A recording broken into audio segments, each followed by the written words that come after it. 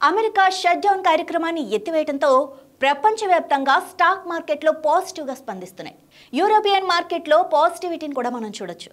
America మార్కెట్లు కూడా నేడు పాజిటివ్ ఓపెనింగ్నే సూచిస్తున్నాయి. దీనికి తోడు బంగారం ధర ఆల్ టైమ్ రికార్డు దిశలో ఉన్నప్పటికీ ప్రస్తుత పరిణామాలతో పెట్టుబడిదారులు తమ పెట్టుబడులను ఈక్విటీ మార్కెట్ల వైపు తరలించే ఛాన్స్ కూడా కనిపిస్తోంది. అమెరికా చరిత్రలో అత్యంత సుదీర్ఘంగా కొనసాగిన 43 రోజుల ప్రభుత్వ షట్డౌన్ కు ఎట్టకేలకు తెరపడింది.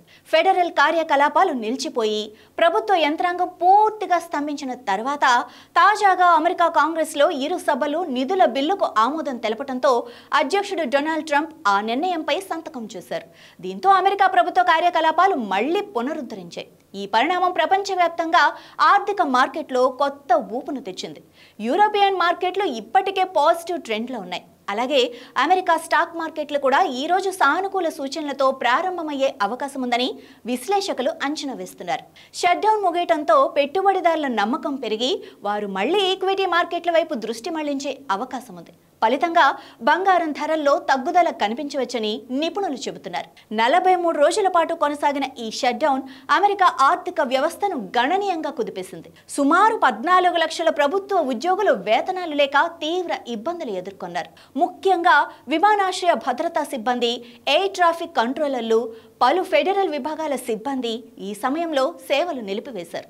ఫలితంగా విమాన రవాణాలో అంతరాయం ఏర్పడింది. అలాగే పేద కుటుంబాలకు ఆహార సహాయంగా అమలవుతున్న సప్లిమెంటల్ న్యూట్రిషన్ అసిస్టెన్స్ ప్రోగ్రాంకు నిధులు నిలిచిపోవడంతో లక్షలాది మంది అమెరికన్లు ఆహార కొరతను ఎదుర్కొన్నారు.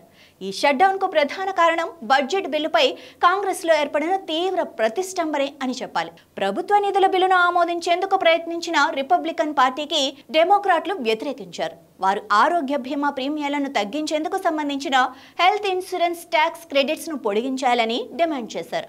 కానీ ఈ ప్రతిపాదనను అధ్యక్షుడు ట్రంప్ తిరస్కరించడంతో వివాదం చెలరేగి ప్రభుత్వం తాత్కాలికంగా మూతపడింది.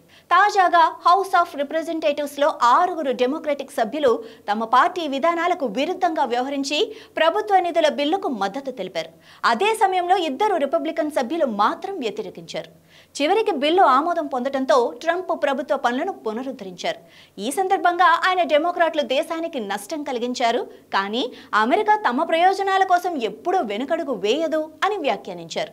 అమెరికా ప్రభుత్వ పనులు తిరిగి ప్రారంభం కావడంతో గ్లోబల్ మార్కెట్లకు ఊరట లభించింది. పెట్టుబడిదారులు మళ్లీ ఈక్విటీ మార్కెట్లోకి ప్రవేశించవచ్చని విశ్లేషకులు భావిస్తున్నారు. అదే సమయంలో బంగారం ధరలు తగ్గే అవకాశం కూడా కనిపిస్తోంది.